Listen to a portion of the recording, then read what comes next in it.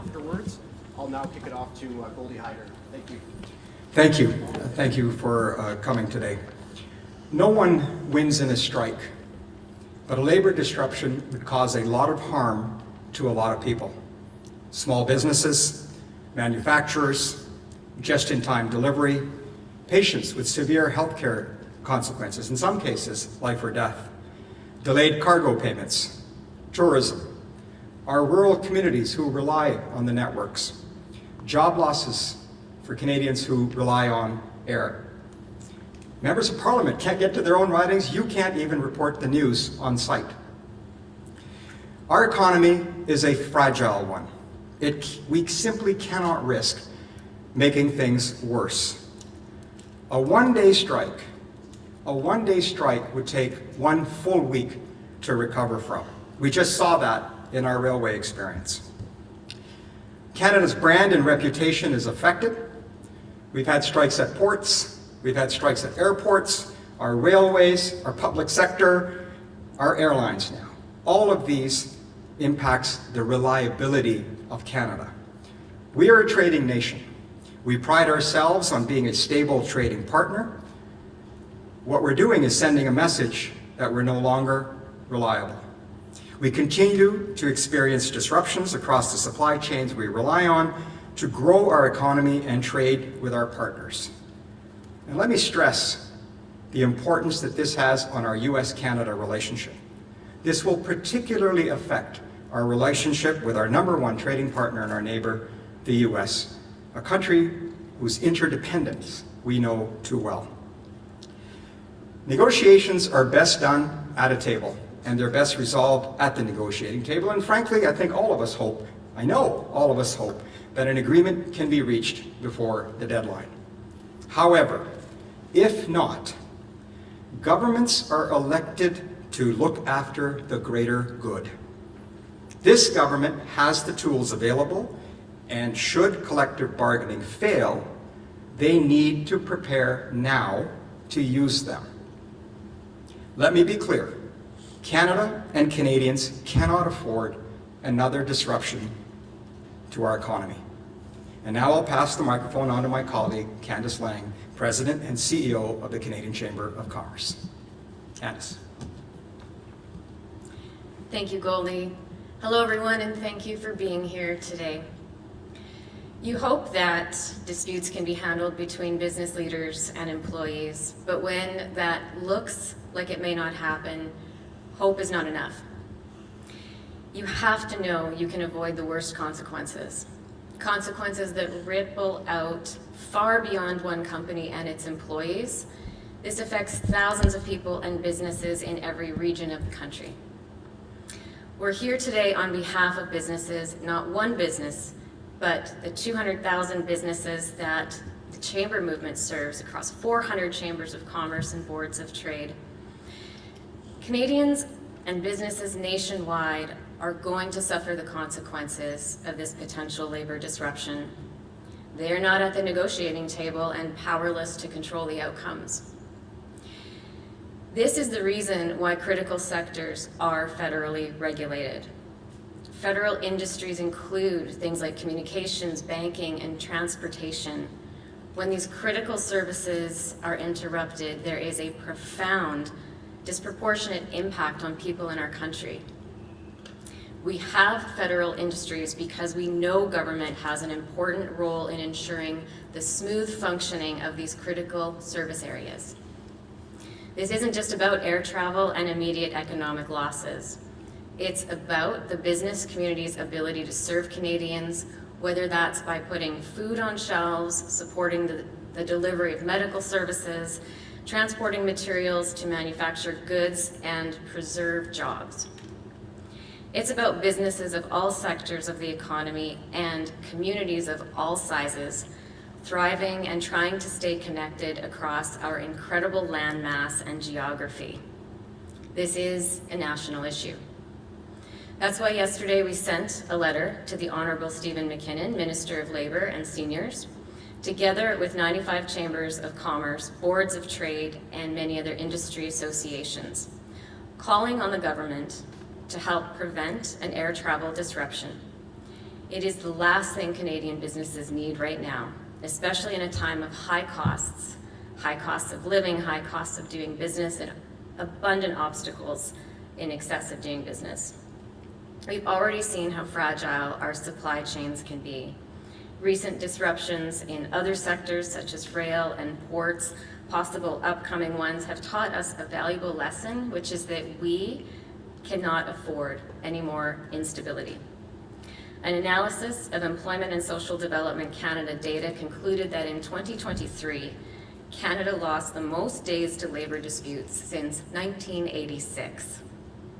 And moving forward, every delay, every missed shipment, every canceled meeting further chips away at Canada's credibility as a reliable business partner and the success of Canadian businesses, and in fact the quality of life of all Canadians, is what we're here to talk about today. While deals should be reached at the table, when it looks unlikely, we need to face the cost of inaction, and in this case, that cost is simply too high. We need the federal government to use other tools it has available and help support steps towards a resolution. We need to do this proactively, and we need decisive action to safeguard our economy and protect Canada's reputation on the world stage. And most importantly, to ensure we can avoid the worst outcomes for Canadians. Thank you, and I'll now pass it over to Andrew. Good morning, everyone. Thank you for being here today. My name is Andrew Sigwart. I'm the President and CEO of the Tourism Industry Association of Ontario. When we talk about Air Canada transporting 120,000 passengers daily, we need to remember that these aren't just numbers. These are people. It's the couple flying to their wedding, it's the daughter rushing home to be with her family, or it's the business owner traveling to secure a critical deal. The reality is, air travel connects people with some of the most important moments in their lives, moments that can't be rescheduled or replaced. In Ontario and across Canada, countless businesses rely on these very passengers. Think of the hotels, the family-run restaurants, and the small tourism operators who depend on travelers walking through their doors each day. September is a critical month for many of these businesses.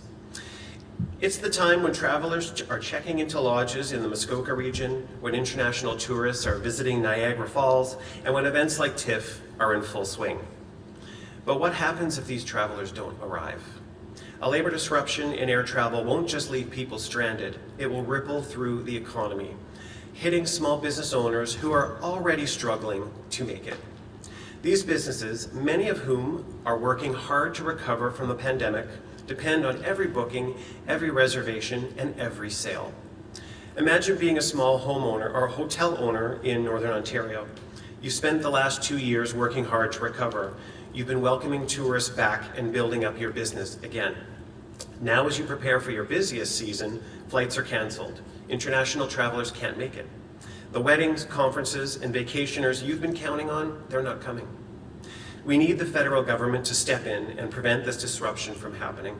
This isn't just about flights or passengers, it's about the businesses that rely on these travelers and the families who depend on these connections.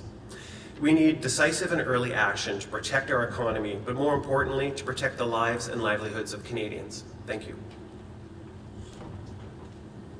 And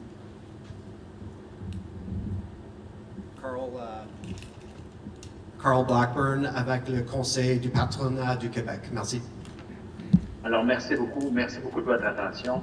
Écoutez, si je suis ici aujourd'hui avec vous, d'abord, c'est pour vous sensibiliser à une très grande préoccupation que nous avons pour notre économie québécoise, l'économie canadienne. Depuis quelques années déjà, nos chaînes logistiques, nos chaînes d'approvisionnement logistique ont été rudement mises à l'épreuve, que ce soit sur le ferroviaire, que ce soit sur le maritime, et maintenant on parle de tout le transport aérien. Alors vous comprendrez que pour nous, il y a de très, très grandes préoccupations. Je ne répéterai pas tout ce que mes collègues viennent de mentionner en termes de conséquences économiques pour le Canada si un arrêt devait survenir malheureusement dans le transport aérien. Mais je vais vous donner quelques statistiques.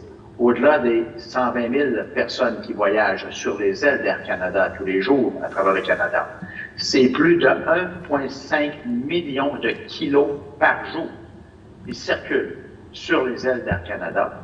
Cette marchandise, elle est destinée aux entreprises canadiennes. Cette marchandise, elle est destinée aux consommateurs canadiens. Et malheureusement, cette marchandise risque d'être fragilisée si un conflit aérien venait qu'à survenir. La discussion et l'intervention que nous faisons aujourd'hui ici n'est pas pour priver le droit des travailleurs à la grève, n'est pas pour priver le droit des entrepreneurs à un local. L'intervention que nous faisons ici aujourd'hui, elle est claire et elle est importante. Le gouvernement du Canada a les outils entre les mains pour éviter qu'un pareil arrêt dans le transport aérien et les conséquences catastrophiques au niveau de l'économie surviennent. Comment? En interdisant, bien sûr, en utilisant un article qui existe déjà dans le Code canadien, l'article 107. Nous avons été parmi les premiers à revendiquer cette utilisation de l'article 107 dans les dernières semaines en lien avec le transport ferroviaire, et le gouvernement du Canada l'a utilisé. Ça ne vient pas brimer les droits des travailleurs, ça ne vient pas brimer les droits des employeurs. Ça vient simplement dire qu'une personne externe va déterminer les conditions de travail des travailleurs et le cadre de travail dans lequel l'organisation va s'établir également. Alors, c'est exactement ce que nous demandons au gouvernement du Canada. Bien sûr, il y a encore du temps pour qu'on puisse éviter de se retrouver dans une pareille situation. Mais le message que nous lançons aujourd'hui est le suivant. Si les discussions autour de la table ne donnent pas des résultats concrets d'entente, le gouvernement fédéral doit agir rapidement pour éviter que serait-ce qu'une seule journée de conflit puisse apparaître. Parce qu'une seule journée de conflit, c'est déjà une journée de trop dans l'arrêt du transport aérien. Et c'est pour cela que je joins ma voix à tous mes collègues du reste du Canada pour que le gouvernement fédéral puisse prendre les responsabilités qui lui incombent et qu'il puisse déjà déterminer, en utilisant l'article 107 du Code canadien, qu'il y aura un arbitrage exécutoire si, par exemple, il n'y avait pas d'entente à la date limite. Vous allez peut-être nous dire que nous sommes un peu trop vite, mais nous ne sommes pas un peu trop vite. Il y a urgence d'agir et ça s'est déjà fait dans le passé et on demande au gouvernement du Canada de le refaire encore pour éviter que notre transport aérien, que la réputation du Canada à l'international, que nos économies, que nos familles soient encore malheureusement prises en otage dans un conflit qui va venir pénaliser, fragiliser, arrêter les chaînes logistiques de transport. Merci beaucoup de votre attention. And Dan Kelly with the Canadian Federation of Independent Business. Thank you. Good afternoon, everyone, and thanks for the opportunity to be here today. Small businesses are truly the backbone of Canada's economy, and they rely so heavily on the stability of our transportation networks, including air travel. From a small tech company in Halifax closing deals with partners in the US, to a restaurant in Banff that depends on tourists from Europe, air travel keeps businesses moving forward. When air service is disrupted, it's not just passengers that feel the effects, it's the thousands and thousands of small business owners who depend on reliable transportation connections to grow and sustain their livelihood. At CFIB, I represent 97,000 small and medium-sized companies across the country. And we've already seen, sadly this year, several examples of how fragile small businesses can be in the face of disruption. Certainly that happened during the pandemic and even in the months afterwards. Over the past few years, many of them have struggled to stay afloat, and now, just as they begin to rebuild, the last thing they need is a big dose of new uncertainty. Labor disruption in aviation, especially at this critical moment in our economic recovery, would be catastrophic. Imagine a small manufacturer in Ontario that relies on air cargo to get essential parts to their clients on time. A dry cleaner in a smaller community that's waiting for a technician to fly in for a critical repair. Or a tourism operator in Nova Scotia that's counting on a steady stream of international visitors just to stay afloat during what is the end of the peak season. Any disruptions to air travel would jeopardize these businesses' ability to serve their clients. But beyond the dollars and cents here, there's a real human impact. Small business owners are people. They're entrepreneurs, and they represent families and workers who have invested everything in making their business succeed. A disruption in air service isn't just an economic hit. It affects their ability to take care of their employees, to pay their bills, to serve their communities, and to keep their doors open. This is why we need the federal government to step in early to prevent this disruption. Small businesses just can't afford to wait until the damage is done. The uncertainty alone that we're experiencing right now is enough to create major headaches for business owners in trying to plan and manage their operations.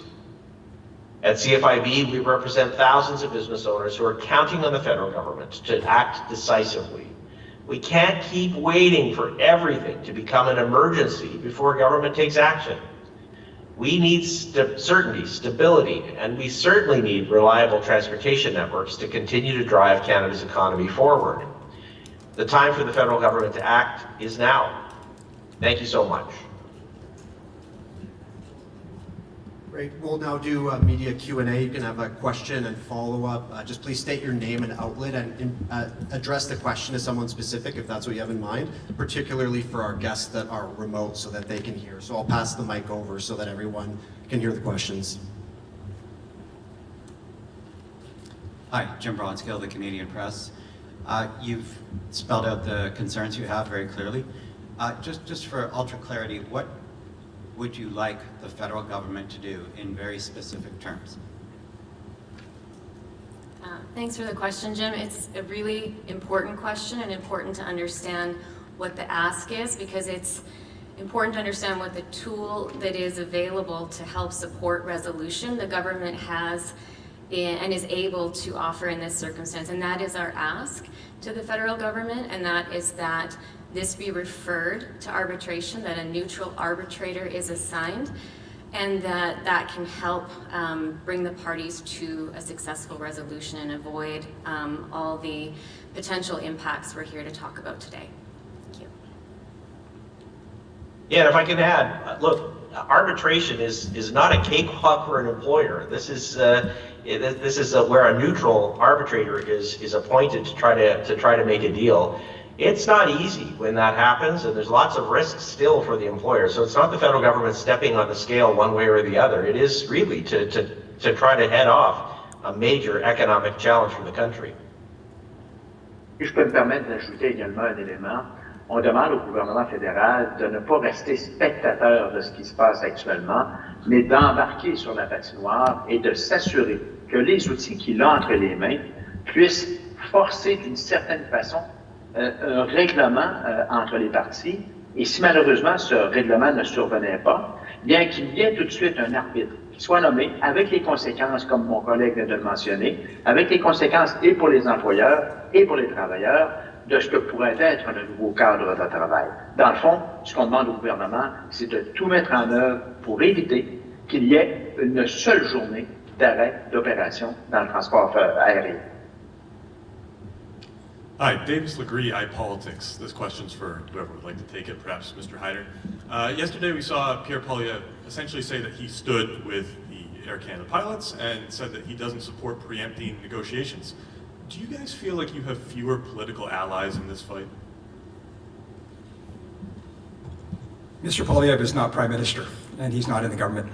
Our ask of the government is you have the tools available to you, whether it's the one that's being proposed or other tools that you feel may help you avoid what is coming. Our view is that the government of Canada, today happens to be under Mr. Trudeau, has a responsibility to prevent knowingly harm that will be caused to Canadians. We've heard all the examples today, and there will be, unfortunately, really difficult stories that will emerge in this country over the course of however long a strike would happen. So our ask is you have a duty. You have a responsibility for the greater good. You have the mechanisms with which to do something about it.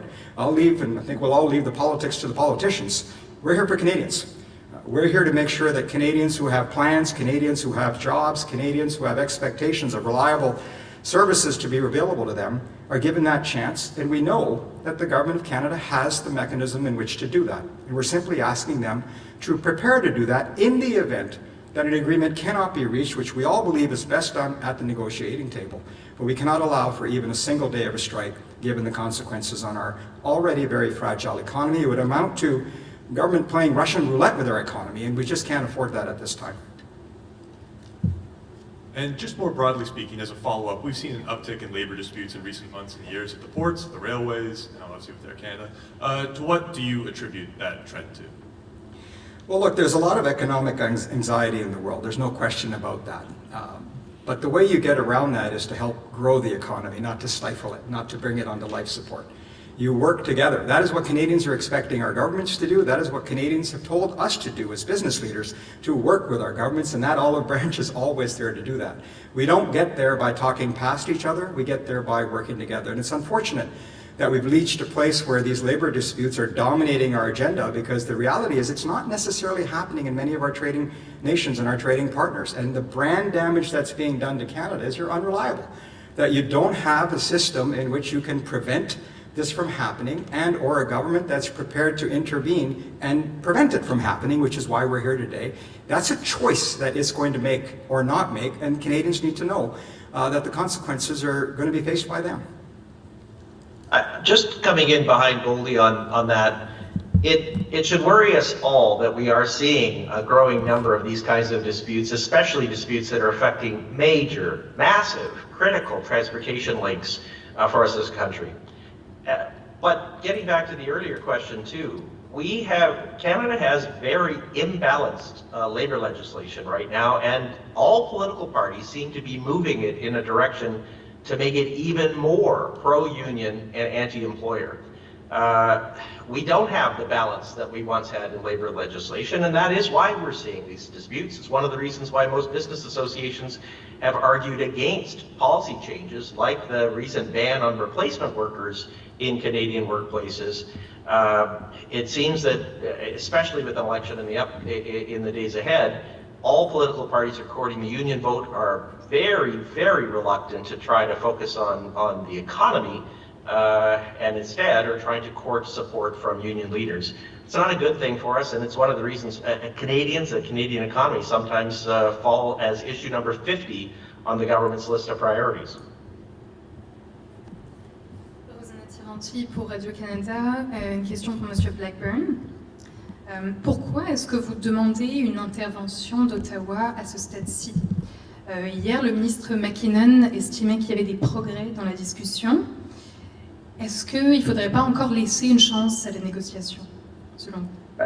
Ce que nous demandons, bien sûr, c'est que les négociations puissent donner le résultat qu'on s'attend tous, c'est-à-dire un règlement. Et c'est la meilleure des options. Et ce qu'on demande au gouvernement, c'est que si cette option-là n'était pas réalisée, qu'il a tout de suite entre les mains la capacité d'éviter un arrêt de travail. Alors c'est cela que nous demandons au gouvernement. Pourquoi? Parce qu'une journée d'arrêt de travail dans le secteur aérien, c'est une journée de trop qui va prendre plusieurs jours avant de se rétracter ou de retomber dans une certaine normalité. Alors dans ce qu'on demande au gouvernement, c'est d'être proactif, de ne pas être spectateur attentif d'une situation, mais d'être un joueur actif qui, bien sûr, va favoriser la négociation et un règlement. Mais si ce règlement ne survient pas, les deux parties, tant employeurs que travailleurs, voici ce qui vous attend. Et ce qui vous attend, ce sera l'utilisation de l'article 107 du Code canadien qui va nommer un arbitre. Et cet arbitre va déterminer les conditions de travail, tant pour les travailleurs que pour les employeurs. C'est cela qu'on demande au gouvernement du Canada, dans le but d'éviter qu'une seule journée d'arrêt puisse survenir et fragiliser nos chaînes d'approvisionnement, nuire à la réputation du Canada à l'international, à nos partenaires économiques et bien évidemment mettre en péril des milliers d'entreprises dans toutes les régions du Canada, particulièrement au Québec. Et c'est pour cela qu'on demande au gouvernement d'agir en amont au lieu de subir les conséquences d'un arrêt de travail.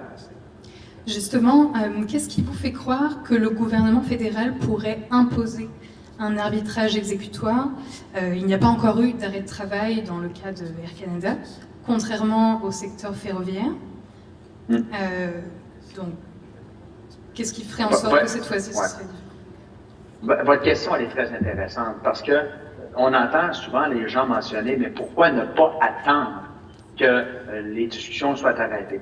Alors, au lieu d'attendre que les discussions soient arrêtées, le gouvernement a les outils actuellement entre les mains pour être capable d'éviter d'attendre. Et c'est l'utilisation de l'article 107. Dans le passé, ça s'est déjà fait. les résultats n'ont pas été concluants parce que, pour ne pas critiquer la façon dont le tout avait été rédigé, mais ça s'est déjà fait. Alors, si le gouvernement décide, encore une fois, d'utiliser les outils qu'il a, ben, il peut envoyer un message très fort aux tables de négociation, tant aux employeurs qu'aux travailleurs. Vous êtes mieux de vous entendre en négociant autour de la table. Sinon, ben voici ce qui va arriver. Et c'est un arbitre indépendant. Il va décréter les conditions de travail et vous devrez vivre avec ces conditions de travail. Et c'est pour cela qu'on pense qu'il est préférable d'agir en amont que de subir les contre-coups d'un arrêt de travail. J'ai une dernière question pour vous. Le syndicat des pilotes a un soutien massif.